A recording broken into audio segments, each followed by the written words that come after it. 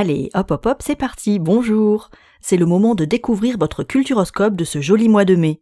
Le principe est simple, je vous propose de découvrir un petit bout de l'actualité culturelle à travers 12 personnalités choisies pour leur signe astrologique. Musique, spectacle, cinéma, internet, bande dessinée, jeux ou littérature, laissez-vous guider. Je vous propose de démarrer avec le signe du moment, le taureau. Elle est née le 8 mai 1988 en France, à Cherbourg. Elle s'appelle Lise de la Salle. C'est une pianiste talentueuse qui a gagné de nombreux concours depuis son plus jeune âge. Elle se produit à travers le monde entier. Elle fera une halte musicale au Mans le 23 mai prochain à l'occasion du Festival de l'Épau, où elle interprétera du Debussy. Passons au signe du Gémeaux. Il est né le 9 juin 1951 en France. Il s'appelle Mark Hillman.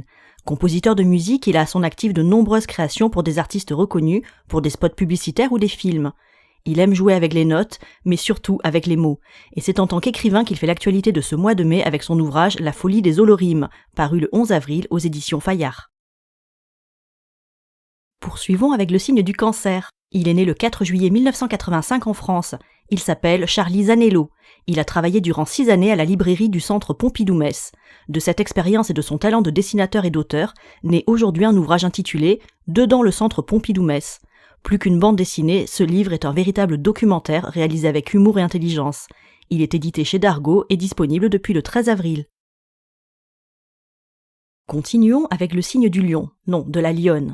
Elle est née le 24 juillet 1970 à Marseille. Elle s'appelle Axelle Lafont. Elle est actrice et humoriste, mais c'est en tant que réalisatrice que nous la retrouvons au cinéma ce mois-ci. Elle signe en effet son premier film, MILF, une comédie sur la féminité des quarantenaires et leur pouvoir de séduction. C'est frais, estival et en salle depuis le 2 mai. Prochain signe, la Vierge. Elle est née le 12 septembre 1961 au Québec. C'est la chanteuse francophone la plus énigmatique, c'est Mylène Farmer. Son prochain album est prévu pour cet automne, mais un premier single intitulé Rolling Stone est d'ores et déjà disponible depuis le 20 avril. Le morceau est co-signé par Feder et il est commercialisé avec 5 remixes. Passons au signe de la Balance. Elle est née le 25 septembre 1988 en région parisienne. Elle s'appelle Elsa Esnoult. Actrice, elle tient l'un des rôles principaux de la série télévisée Les Mystères de l'amour. Chanteuse, elle sort son 3e album intitulé sobrement 3. Il est disponible depuis le 27 avril. Sa couleur, romantique et féminin. Poursuivons avec le signe du Scorpion. Il est né le 16 novembre 1952 au Japon. Je vous parle de Monsieur Shigeru Miyamoto. Créateur et producteur de jeux vidéo, il travaille pour Nintendo depuis 1977. Il propose ce mois-ci aux joueurs une réédition du titre Donkey Kong Country, Tropical Freeze, sur la console Switch. Ça sort le 4 mai. Au tour du Sagittaire. Il est né le 6 décembre 1978 à Rouen. Il est irrésistiblement drôle et terriblement talentueux. Il s'appelle Arnaud Ducré. Après son rôle de colocataire fêtard dans le film Les Dents, Pipi et Oli, on le retrouve dans un film émouvant traitant de l'autisme, et plus particulièrement du syndrome d'Asperger, intitulé Monsieur je sais tout. C'est en salle le 9 mai et je ne saurais que trop vous conseiller d'aller le voir. Continuons avec le signe du Capricorne.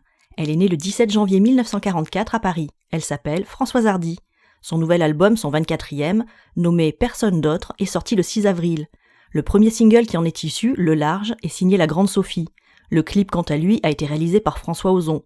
Beaucoup de talents sont donc réunis pour cette petite pépite musicale. C'est au tour du signe du Verseau. Il est né le 1er février 1973 en Italie. Il s'appelle Federico Bertolucci. Il est dessinateur. Il signe aux éditions Glénat Vent d'Ouest les illustrations de la nouvelle série de bande dessinée Brindille. Le tome 1 s'intitule Les Chasseurs d'Ombres. L'univers est féerique, onirique et mystérieux. Nous arrivons au signe du Poisson. Il est né le 10 mars 1973 en région parisienne. Connu sous le pseudonyme Gus DX, il s'appelle Guillaume Durieux.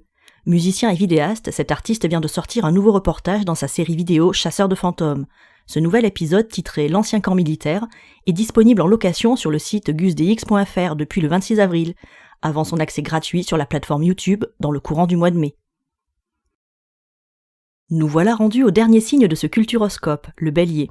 Elle est née le 19 avril 1955 en Guyane. Elle s'appelle Viviane Émigré.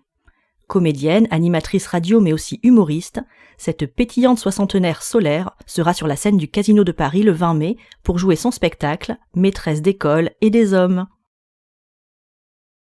Voilà, c'est fini pour ce mois-ci. Merci d'avoir regardé cette vidéo jusqu'au bout. Je vous souhaite plein de belles découvertes culturelles pour les semaines à venir et je vous retrouve au début du mois de juin pour 12 nouvelles actualités. Ciao ciao!